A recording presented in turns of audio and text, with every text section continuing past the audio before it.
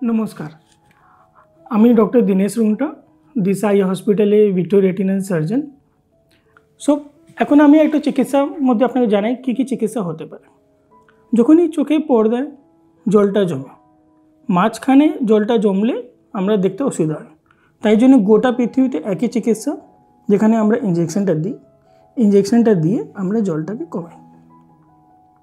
But আপনাকে একটা জিনিস বুঝতে হবে, অনেকগুলো পেশেন্ট আমাদের কাছে আসে, প্রত্যেকদিন আমার ওপিডিতে জিজ্ঞাসা করে ডাক্তারবাবু কত ইঞ্জেকশনটা দেব।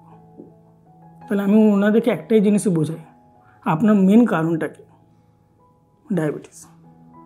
এখন আপনি বলুন, ডায়াবেটিস কি আপনাকে ছেড়ে কোনো দিন যাবে? না, যাবে না। কতদিন থাকবে? সারা জীবন। জলটা জমছে কেন? ডায়াবেটিস জন্য। তাহলে ইঞ্জেকশন দেব, জলটা কমবে। সুগার না কন্ট্রোল করলে, ডায়াবেটিস না কন্ট্রোল করলে জলটা আবার আসবে, আবার ইঞ্জেকশন দেব, আবার কমবে। এই জিনিসটা গোটা লাইফ চলবে, কিছু করার নেই। সো মেন তো হচ্ছে আপনি সুগার কন্ট্রোল করতেই হবে।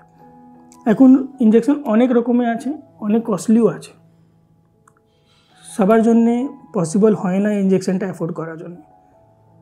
তাহলে দিশাতে আমরা যে ম্যানেজ করি কি খুব কম দামে রেখি, আমাদের চেষ্টা করি আমরা কোনো পেশেন্ট আমাদের হাত থেকে খালি হাত না যায়, গরিবদের জন্য আমরা খুব চেষ্টা করি। আর ইঞ্জেকশনটা দিই, ইঞ্জেকশন দেব, জলটা কমবে, লেকিন আবার কন্ট্রোল না করলে আবার জল চলে আসবে। খুব সিম্পল ওয়েতে আপনাকে এটা বোঝাই, রাস্তায় জল পড়ে থাকলে কি হয়? নোংরা হয়। আমি ক্লিন না করলে কি হবে? রাস্তা নোংরা হবে। ওই রকমই চোখে পর্দায় জল জমলে চোখে পর্দায় নোংরা হবে, ঠিক হবে না আগের মতো। তাই জন্য আপনাকে বারবার ইঞ্জেকশনটা আমাকে দিতেই হবে, আমি বাধ্য হয়ে আমাকে দিতে হবে। এর পরের স্টেজটা হচ্ছে যেখানে রক্তক্ষরণটা হয়, নতুন রক্তশিরাগুলো তৈরি হয়, তখন আমরা অ্যাঞ্জিওগ্রাফি টেস্টটা করাই, হাতে ইঞ্জেকশন দিয়ে চোখে ফটো দেখি, তুলি, তারপরে আমরা ওর মধ্যে আমরা বোঝা যায় কি নতুন শিরাগুলো তৈরি হচ্ছে। তারপরে আমরা লেজার করি, প্যান রেটিনাল ফটোকোয়াগুলেশন। লেজারটা করি কেন? অক্সিজেন ডিমান্ড আমরা একটু কম করি। কেন? বইতে লেখা আছে, সবারই জানে, অল ওভার দ্য ওয়ার্ল্ড এটাই প্র্যাকটিস হয় কি 50% চান্স ব্লিডিং হওয়া কম হয়ে যায়। তো তারপরে এটা হচ্ছে সেকেন্ড চিকিৎসা।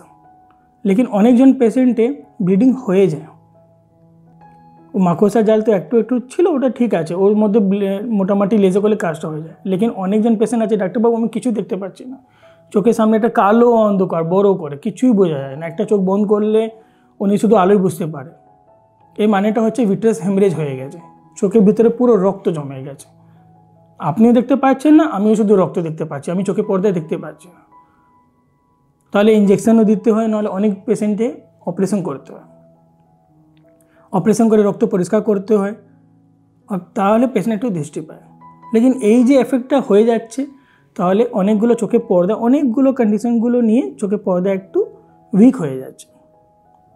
অনেকটা পেশেন্ট আছে যে এই স্টেজে পেরিয়ে গেলে আসে আমাদের কাছে, মানে যেখানে আমরা বলছিলাম কি চোখে পর্দা টানতে হয়, পুরো ট্র্যাকশনাল রেটিনাল ডিট্যাচমেন্ট, চোখে পর্দা উঠে যায়।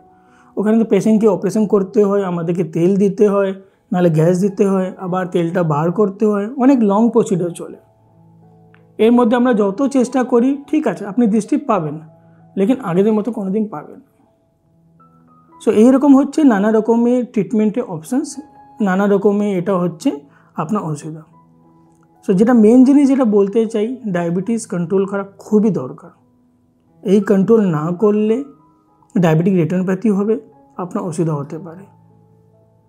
সো এই জিনিসটাই আমি আপনাকে জানাতে চাই কি মেন অ্যাওয়ারনেস আমি যেটা দিতে চাই কি না, ডায়াবেটিস আমার আছে, আমার প্রবলেম হবে তখন আমি আসবো না, আপনাকে প্রত্যেক বছর 6 মাস থেকে 1 বছর এসে রেটিনা চেক আপ করা খুব দরকার।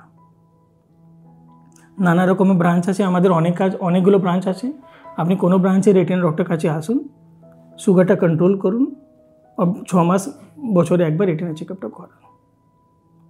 সো আজকে নিয়ে আমি এই কথাটাই বললাম আপনাদের সঙ্গে, পরে আপনাদের সাথে আবার গল্প করব, নেক্সট টাইম আবার আসবো, একটা নতুন টপিক নিয়ে আসবো। প্লিজ আমাকে জানাবেন ভিডিওটা কেমন লাগলো, আর কিছু কোয়েশ্চেন্স হলে প্লিজ আমাদের দিশা সাইটে या কোথায় আপনি আমাকে জানাবেন, আমি শিওরলি আপনার জন্য উত্তর দেব। সো আবার দেখা হবে, ধন্যবাদ।